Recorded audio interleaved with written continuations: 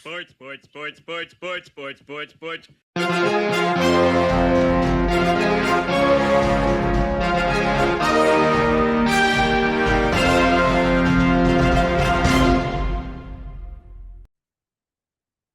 Hey there, sports fans. Welcome to Sportsball, part of the SPDM Crew Podcasting Network. We talk about sports-related topics, but we focus on you, the fan, and what you like, whether it's a sport, team, event, athlete, or sports-related news. This week, I am talking about the NBA offseason as Summer League is just getting started, but it's also trade season. It's also free agency season. It's just the craziness of the NBA offseason. We'll talk a little bit more about the Western Conference another time because it is stacked. But I want to talk about the Eastern Conference and who are some of the true contenders this year in the Eastern Conference because there have been a number of teams that have taken a step back, particularly the Pacers and the Indiana Pacers, the Eastern Conference champs this year, and the Boston Celtics, who have their teams. They're among some of the best players on their team suffer catastrophic injuries. So both teams are clearly pivoting right now because the Boston Celtics have traded away a lot of individuals who are, causing their salary cap to bubble out of control. So the Celtics got rid of Kristaps Porzingis. They got rid of Drew Holiday. They let a couple people walk who otherwise they probably would have signed in the past. But it's a new time in Boston because there are a large number of individuals. It's a new time in Boston because they have new ownership.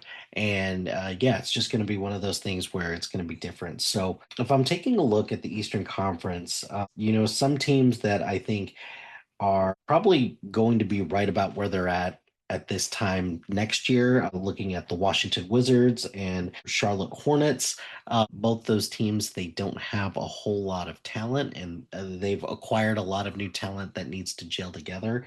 I think the Brooklyn Nets are probably going to be pretty far down this list as well because they don't have a guy right now and they're just waiting to see if any of their draft picks actually, stacks up.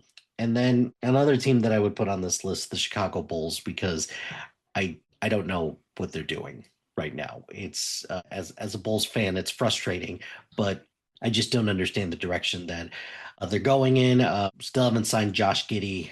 Don't know if they're going to sign Josh Giddey. Just traded Lonzo Ball for Isaac Okoro straight up. That's it. So I get it. Lonzo Ball was a cute story, but I don't think he's good. He was going to be part of the team's future. We still have Patrick Williams on the team, and none of these draft picks have panned out for our front office. Minus last year's pick, Buzelis feels like he's going to be a decent player. Probably at the very top of this, I don't see a whole lot going on for them right now. The Raptors, Toronto Raptors, I don't see a whole lot of good coming out of anything that they're doing right now. So the Toronto Raptors are pretty high on that list as well. So we're now approaching play-in territory, and this is probably where I have teams like the Pacers and probably the Celtics right now because Jaylen Brown is going to have a chance to prove whether or not he's actually, solo guy material. So I have them probably in the upper tier of that. Followed closely by the Miami Heat. I don't understand what the Heat are doing right now. I just don't. Yeah, kind of similar to what Chicago is doing right now. I think Pat Riley is kind of just stuck in this old school mentality. So yeah, I don't understand what Miami's doing. And then around that list, I think the Philadelphia 76ers are probably in play-in territory right now because they haven't done a whole lot to improve their roster. They've lost a couple people, and Paul George is just another year older. Tyrese Maxey just feels like he's frustrated, and Joel Embiid, I'm never going to trust the guy is going to play an entire season. So those are your play-in teams, and then that just leaves your top six teams in the East. Which right now, if I'm ranking the top six teams in the East, I'm probably putting Detroit at number six. I'm probably putting Atlanta at number five. Really like what Atlanta has done in the offseason. So I'm really excited to see how that's going to gel. This is all going to be very dependent on if Trey Young can play ball as also is going to be very dependent if Quinn Snyder can corral this team together. I would put the Orlando Magic probably at the 4 spot because I do like the Desmond Bain acquisition. They just extended Paolo Banchero, so that's going to be pretty big for them. So then your top 3 teams in the East, I'm probably putting the Knicks at no, I'm gonna put Cleveland at the 3 spot right now because I think everyone's kind of caught on that Cleveland some of the weaknesses that Cleveland does have. So we'll see if Kenny Atkinson can do it for another year, and let's see if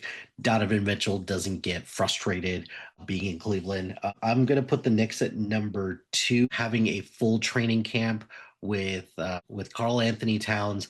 I'm not sure if the Mike Brown thing is going to do anyone any favors, but I think that the Knicks are still legit. They haven't really lost anyone of note, so there's that. And then finally, I do have the Bucks at number 1. I kind of like some of the things that they've done.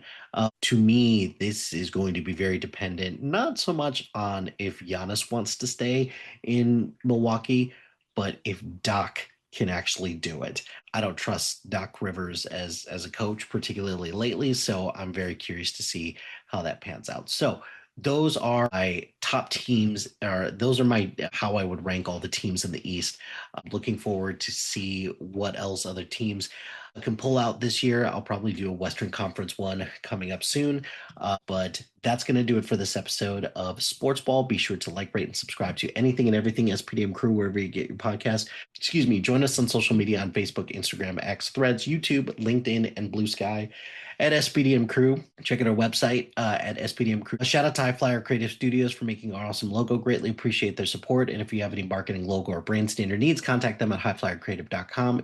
Check out the other shows on our network. We've got a lot of great shows that really proud of the work that everybody does on the network. So just check out the other shows on our network. And then if you've got a podcast idea or you're interested in being part of the SPDM Crew as a guest or collaborating, email us at spdmcrew@gmail.com. Until next time, pain heals, chicks dig scars, glory lasts forever.